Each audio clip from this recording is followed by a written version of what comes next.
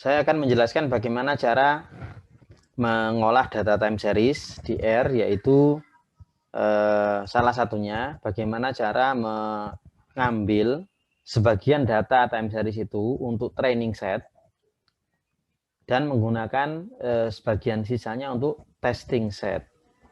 Training set itu kumpulan data yang kita gunakan untuk membentuk model. Testing set itu data sisanya yang kita gunakan untuk mengukur akurasi prediksi dari model yang sudah kita bentuk dengan training set. Contoh data time series yang sudah tersedia di R itu data air passengers, ya, data penumpang pesawat terbang dari Januari 1949 sampai Desember 1960. Nah, ini data time series. Kita bisa melihat ISTS, ya, apakah ini time series? True, benar, ini time series. Kita bisa menggunakan plot untuk menampilkan grafiknya. Nah, seperti ini, ya, kita bisa lihat ada tren yang sangat jelas. Kemudian ada kelihatan ada seasonality, ada musiman gitu ya. Nah, oke, kita nggak akan bahas lebih jauh soal tren dan seasonality. Yang jelas fokus kita adalah bagaimana mengambil sebagian data ini untuk memprediksi sisanya. Oke, misalnya saya mau ngambil data sejak Januari 1949 sampai Desember 1959. Ini saya ambil untuk membentuk model. Kemudian saya gunakan model itu untuk memprediksi jumlah penumpang pada Januari 1960 sampai Desember 1960. Oke, untuk mengambil atau mensubset data data time series kita bisa menggunakan window. Ya. Window air passengers start. Nah, start ini kita gunakan C karena kita membutuhkan dua angka tahun, ya maaf, angka tahun dan angka bulan. Nah, karena kita mulai Januari 1949, maka 1949,1 sampai N itu ya 195912. Kita cek, ya tepat ya. Tapi kalau seperti ini itu akan sulit ya kita tampilkan karena panjang. Kita simpan dalam satu variabel. Misalnya kita sebut ini data latihan gitu ya.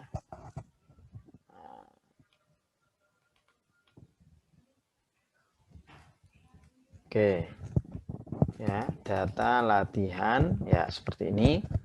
Kemudian untuk data tes gitu ya, kita gunakan tahun 60 saja, ya kan? 1960 Januari sampai 1960 Desember. Kita lihat ya. Ini yang nanti akan kita gunakan untuk menguji akurasi model. Nah, model yang kita gunakan bisa berbagai macam ya. Di sini misalnya kita bisa gunakan ARIMA gitu ya. Nah, salah satu caranya itu kita bisa menggunakan package FPP2.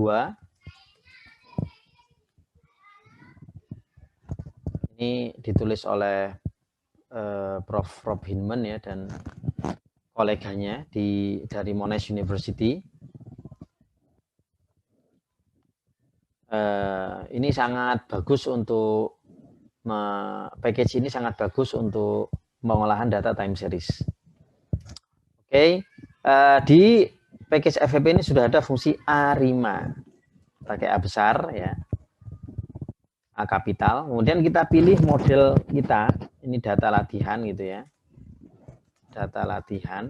Nah, terus kita bisa menentukan orde ARIMA, ordenya PDQ-nya gitu ya. Nah, saya ngawur aja ini ya, ngawur aja. Misalnya saya pilih 110. Nah, gitu ya. 110. Oke, maknanya apa nggak kita bahas dulu di sini. Tapi yang jelas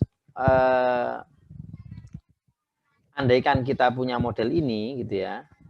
Terus seakurat apa model ini? Itu caranya adalah model ini kita gunakan untuk menghasilkan prediksi melalui fungsi forecast. Forecast, ya. Ini kita lihat. Nah, oke. Nah, ini. Maka dia memprediksi, dia mengambil data latihan untuk membentuk model, ya. Modelnya ARIMA dengan P-nya 1, D-nya 1, G-nya 0. Kemudian itu dia gunakan untuk menghasilkan prediksi jumlah penumpang pada Januari 1960 sampai Desember 1961. Kita bisa membatasi, saya maunya cuma sampai Desember 1960. Artinya ada 12 data saja yang jadi prediksinya. Kita bisa menggunakan H. Nah. Kemudian di sini ada apa ini point forecast LO 80, HI 80, LO 95, HI 95. Point forecast ini adalah rata-rata. Jadi dia menghasilkan prediksi berupa rata-rata jumlah penumpang. Kemudian kalaupun bergeser dari rata-rata, yang menurut prediksi ini kemungkinan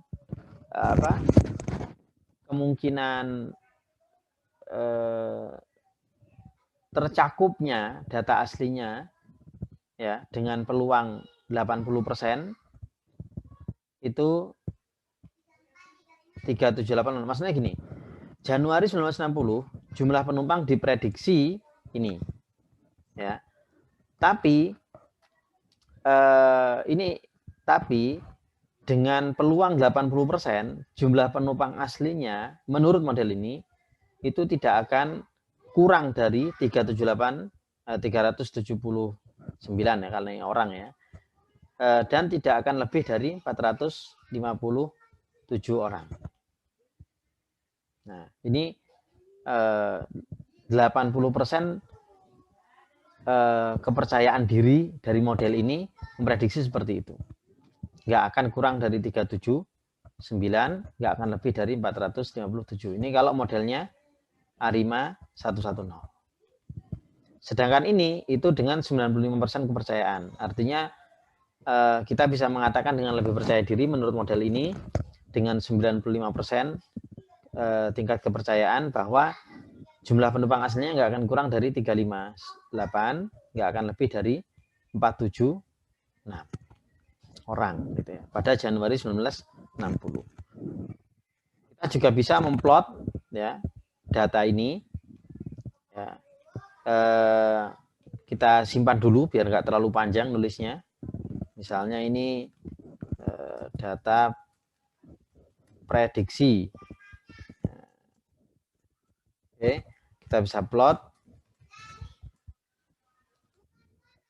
Nah, karena model ini dibentuk dari data Januari 49 sampai Desember 59, maka ketika kita plot, model ini juga akan menampilkan data itu, data training itu.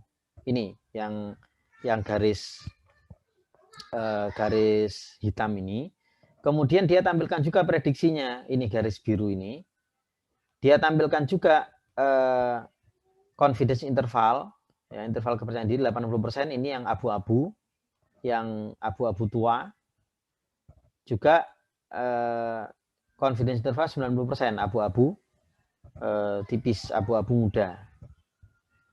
Dan ini ada keterangan ARIMA 110. Oke. Nah, terus untuk saya maunya hanya mendapatkan yang rata-ratanya saja, misalnya. Kita bisa menggunakan data prediksi mean. Nah, oke. Kemudian karena ini jumlah orang, kita pengennya, misalnya saya pengennya bilangan bulat, masa orang ada koma-komanya gitu ya, kita bisa menggunakan round. Ya, round dibulatkan sampai berapa angka di belakang koma, karena ini 0, artinya tidak ada komanya gitu. Tulis 0. Nah, oke, ini prediksi menurut ARIMA 110 gitu ya. Nah, kita bisa menyimpannya data prediksi seperti ini ya. Sehingga nah ini kemudian kita bisa mengukur akurasinya, mengukur jaraknya dari data aslinya, data prediksi dikurangi data data tes. Nah, ini terlihat di sini bahwa dengan model ARIMA 110 model itu bisa memprediksi jumlah penumpang di bulan Januari ya dengan selisih 1. Ya, dia prediksi di bulan Januari ada 418 orang ya. Sementara kita lihat data tesnya 417 orang.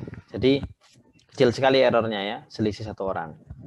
Nah, di bulan Februari prediksinya adalah 421, ternyata data aslinya 391. Jadi ada error, ada overestimate 30 orang. Di bulan Maret overestimate 3 orang. Di bulan April underestimate 38 orang. Dan seterusnya. Nah, kita bisa gunakan seperti ini untuk melihat, oh, di bulan apa dia overestimate, di bulan apa dia underestimate. Gitu ya. Kemudian kalau kita mau gunakan ukuran yang baku, misalnya yang banyak digunakan di paper, misalnya kita bisa menggunakan mean absolute error. Ya, berarti mean absolute error, errornya nih.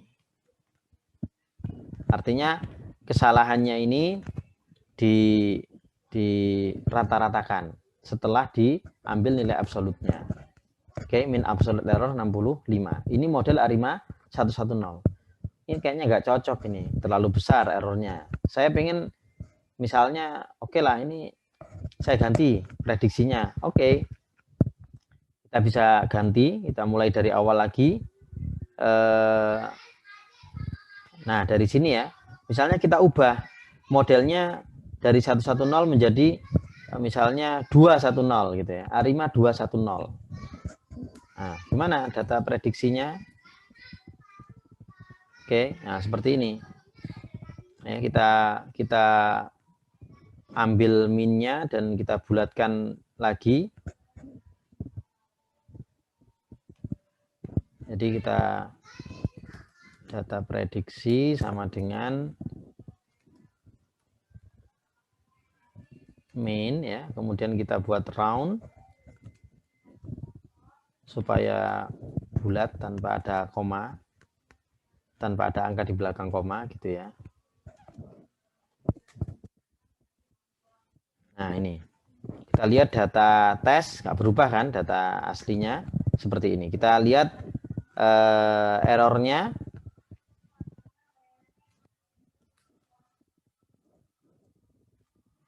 Nah, ini Januari overestimate lebih besar dari data ARIMA 210. Ya, kita lihat mean absolute errornya. Kalau tadi 65 dengan 110, nah ini 66,9. Ini lebih tidak akurat gitu ya. Nah, itu contoh bagaimana kita coba-coba ya. Nah, tentu ada cara sistematis bagaimana cara menebak orde ARIMA ini dengan lebih akurat. Tapi itu akan dibahas di waktu yang lain insya Allah.